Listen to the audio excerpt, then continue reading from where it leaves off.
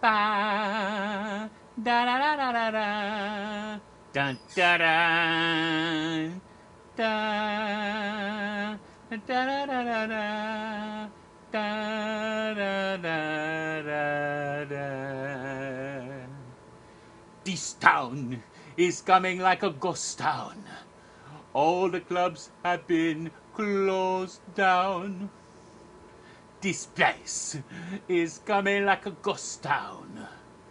Bands won't play no more. Too much fighting on the dance floor. Da da da da da da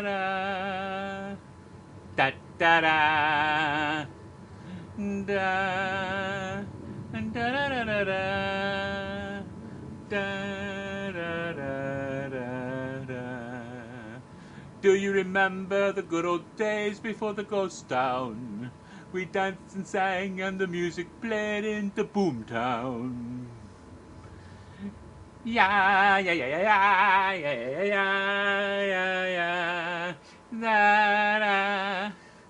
Yeah, yeah, yeah, yeah, yeah, yeah.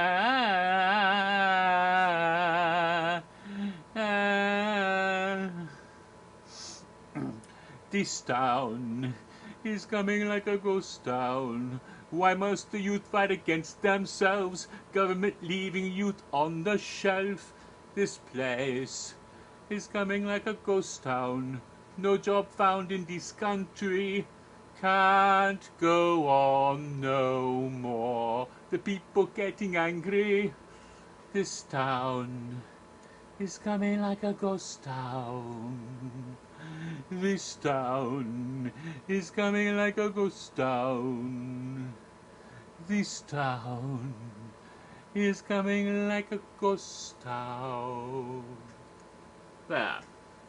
I sang that song for no good reason. No good reason at all. And yet I'm sure there's some silly people out there who think there's going to be a Shaun of the Dead house at Halloween Horror Nights 26 now. Oh, that's it. The mega house is going to be Shaun of the Dead, Hot Fuzz, and The World's End. It's going to be a Cornetto trilogy Uber house. Yeah. No, it's not. No, it's not. I just made that up off the top of my head. Not happening. Now, the song was only sung for no good reason. And of course, I have to show off my t-shirt, and I'm wearing what the hell is that? Well, it's apparently a t-shirt for a little noodle shop in New York City, Sapporo. I can see the back of it. Maybe you can see it back there. The nice graphic with it says Sapporo. It's right there near Broadway, and I like it. When I go to New York, I get my ramen there, so that's why I wanted to show you. Maybe not the best place for ramen, even in Midtown, but it's one that I've liked for years. Before ramen suddenly got trendy and everybody started wanting to have ramen in places that you don't expect ramen, like, you know, a southern regional cuisine restaurant here in Winter Park started serving ramen on ramen nights. You know, on Thursday nights at 9, it's a ramen night. I don't know if they did that. They used to do it like monthly. I don't know if they still do that anymore. It was kind of not what you'd expect, you know, for where they serve, you know, a different kind of cuisine than, you know, Japanese, which is what you'd expect ramen to be associated with. But enough of that. This is supposed to be my 10th video in my series on the history of Halloween Horror Nights 23. What evil has taken root? At Universal Studios Florida in the year 2013. By the way,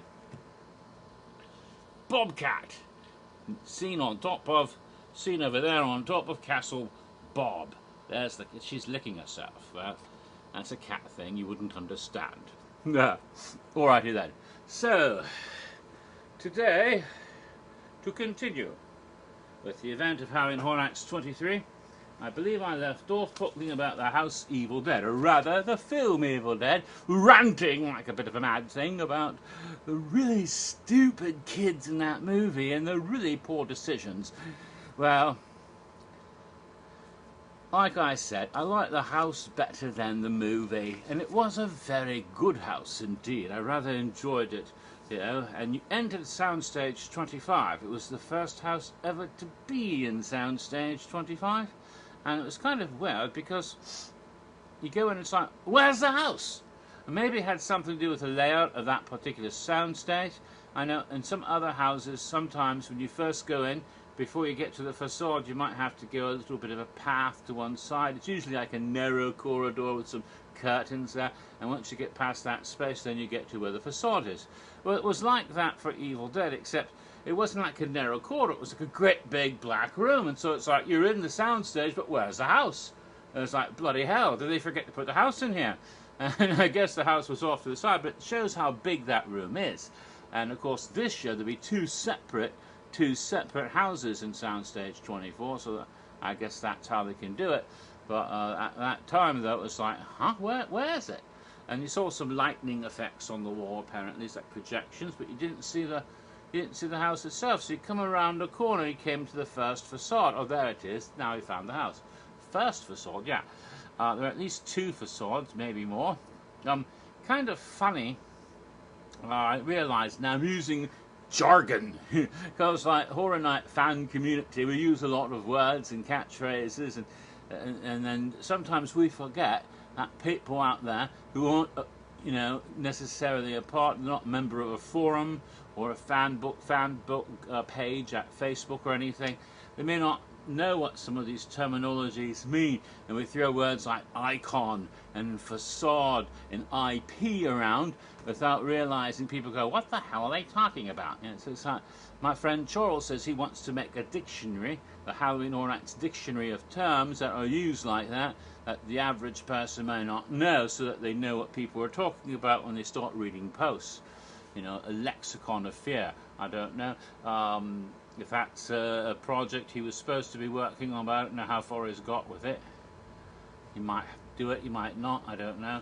But facade basically is that opening scene of a haunted house, or usually the opening image. Facade is like on a building, right? You've got a building and it's usually got a pretty facade. You know, it's like what a mask is for a human, a facade is for a building.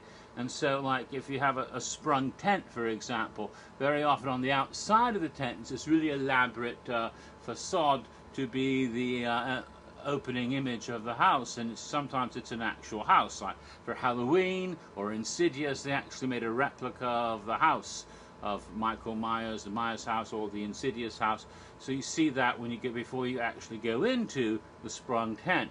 In the case of soundstage houses like Evil Dead, usually it's a great big thing you see when you first go in. Like, for example, if it was a psychoscopy house, it's usually the big building that is Shady Brook Asylum in its different incarnations or what have you.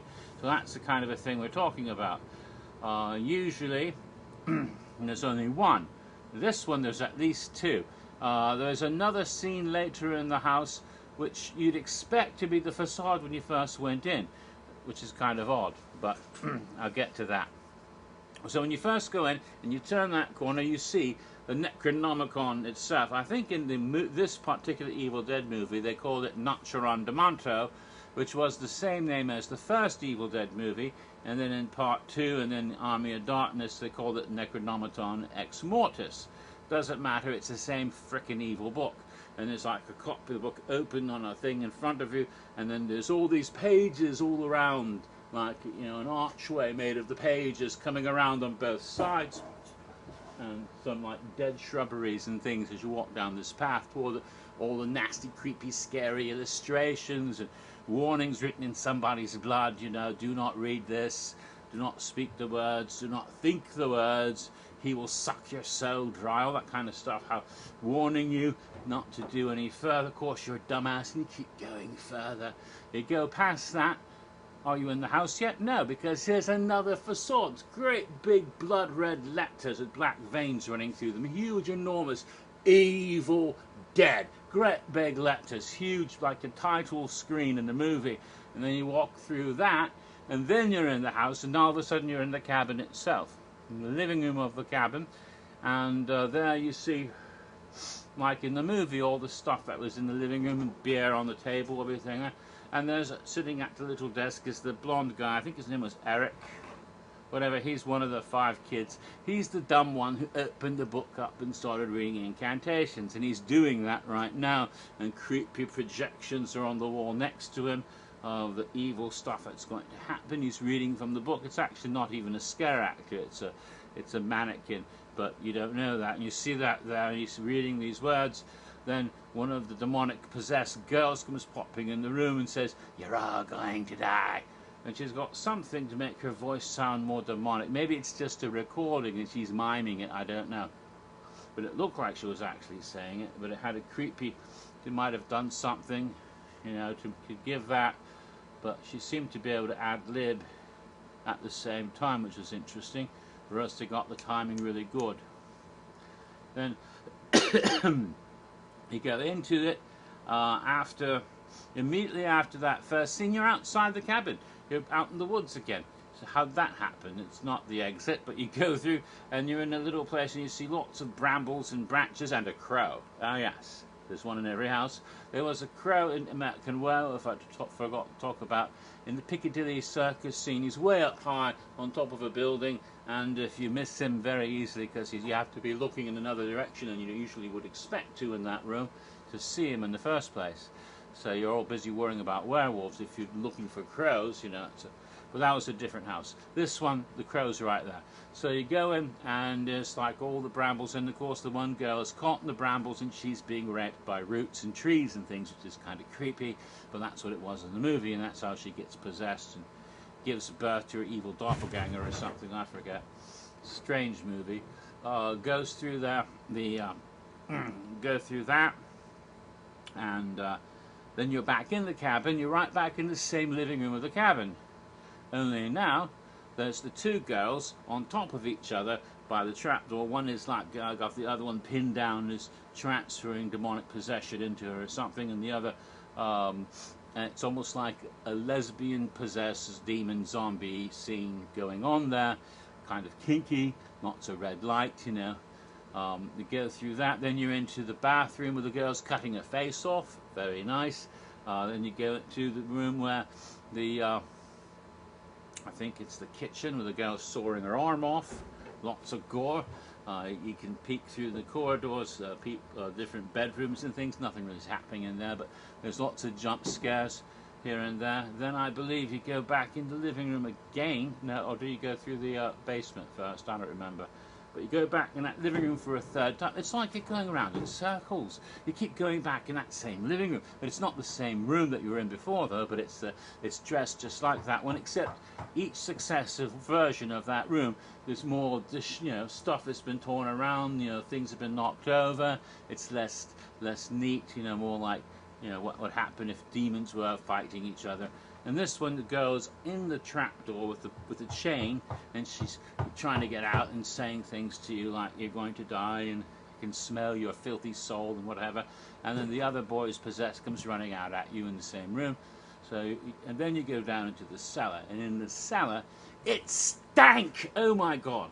There's some scare actors in the cellar too. One male and a female demonic possessed kid comes after you, but you don't even notice them because the reek of the utter stench in that cellar, with all the dead cats hanging all around you, all the dead cats that upset Bob, she got off her castle and ran, all the dead cats hanging around you, and it's supposed to be the stench of rotted flesh, and it is that, and it's also the stench of vomit, because people going through there got so sickened by the rotting flesh that they vomited, and so that mixed in, and you know, I suppose they went to clean it up, but still you couldn't get the vomit stink out, and it's on top of the other stink, and so it gets stankier and stankier as the event goes on, and it's really horrific.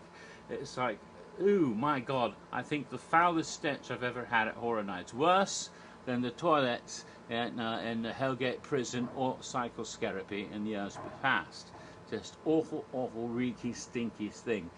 Ugh, that's like, ugh. And you can't even see it, it just horrifies you through other senses.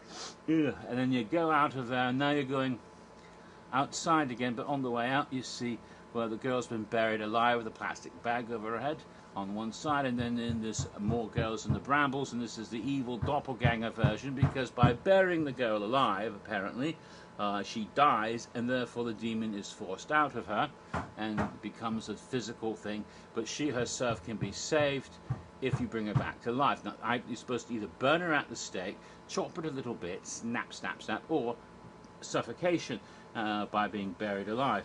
And that's the one way you could revive her.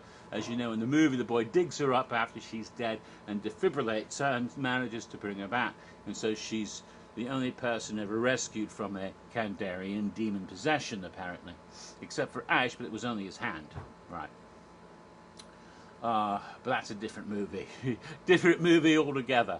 So, after that, you now approach the cabin itself. Now is what would you expect to have been the facade of the house when you come through the woods and you see the cabin in front of you and you go up into the cabin. But of course they didn't want to confuse people, because some people don't bother looking at their guide maps. They don't bother looking at their guide maps to know where they are. They don't say, oh, I see which house we're in, it's Evil Dead, in their guide maps. They don't bother looking at the lovely guide maps. Here's this one, yes, lovely guide maps. They don't bother looking at them. It's more appropriate if I'd used this one, yes. Yes, it would have been. They don't bother looking at the guide maps. Sometimes they don't even look at the signs. They just see a queue and say, oh, let's go on this, whatever it is. I don't know what it is. Let's go on it. Maybe it's a ride. I've heard shit like that. I've overheard shit like that on queues. What ride are we on? Is this Jaws? It's like Jaws closed 3 years ago, you dumbass. You know, but so I've heard that sort of thing. So you go on this, and so this way they would know they weren't in the cabin in the woods house, because that starts with the cabin in the woods, right? If this started with just a cabin in the woods, you wouldn't know which house you're in if you're stupid. And it was much smarter to actually put an enormous big sign saying Evil Dead inside the house, so that you'd see that as you went in. That was your facade. Oh, Evil Dead. That's where I am. Now I know where I am. Oh, I see. I'm not lost anymore. Anyway, but you know, there are people as stupid as the kids in the movie after all, and sometimes they go to horror nights. Usually it's that big guy with the blinky drink who starts yelling at the scare actors and trying to fight them, and you have to call security and gets drug off. And maybe if you're really lucky, you get to see him tasered. Sorry, just a little bit of Schadenfreude. All right, let's see. So you go up towards the cabin itself. It's all red lighting now, and then you see the car turned over, and then there's the girl, the Mia, I think her name was, but she's no longer possessed, and the evil doppelganger version of herself, and they are fighting, and the good one's got a chainsaw, so she's chainsawing her evil doppelganger, and you go up into the cabin, and next to you is, in fact, on the porch of the cabin, the defibrillator that was used by the boy to save the girl, even though he himself got killed, and she's the only one left, of course. That's the rules of these movies, right? And into the cabin, and inside the cabin now, it's not the same rooms you were in before. Now you just see hallways, but covered with the pages of the book. It's like somehow the pages have taken over the whole cabin. And so you go through this stuff, you know, it's stuff in your face, and you go through that, and there's one last scare. It's a girl with a chainsaw again coming at you just at the end. Oh dear. And then you scan your card for Legendary Truth as you exit. So that's Evil Dead. Now, cocktail, because of course I made a cocktail for the Evil Dead house that year. So let me find it here. If I can, I should have done this before I started, that way I could just go directly to it. Albums and HHN 23 House Cocktails. Alright, let's see, I think it was this one. Yes, for Evil Dead, an extra spicy and possessed Bloody Mary. Extra ingredient is Monster Energy Drink, a soul you can swallow. So it was a Bloody Mary made extra spicy, and it looks like there's a sword through two bits, I think lemon and lime, but to garnish, yeah. But also it had Monster Energy Drink added to, the usual Bloody Mary mix and Tabasco and what the hell else is it? Vodka, yes. So a little bit of extra energy and creepiness added to it. That was my Evil Dead cocktail. It worked all right, but not the best. But it was okay. So that was that cocktail. All right, I've done half the houses now, and it's been 10 videos. Oh dear.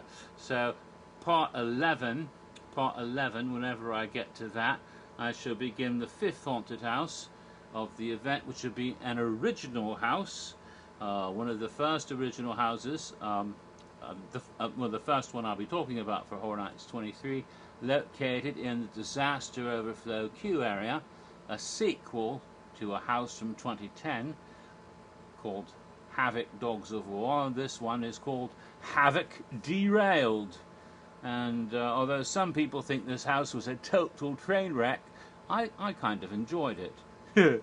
We'll get to that house next time. And I don't think I've got any more songs to sing for a while. For no good reason. Alright, there you go.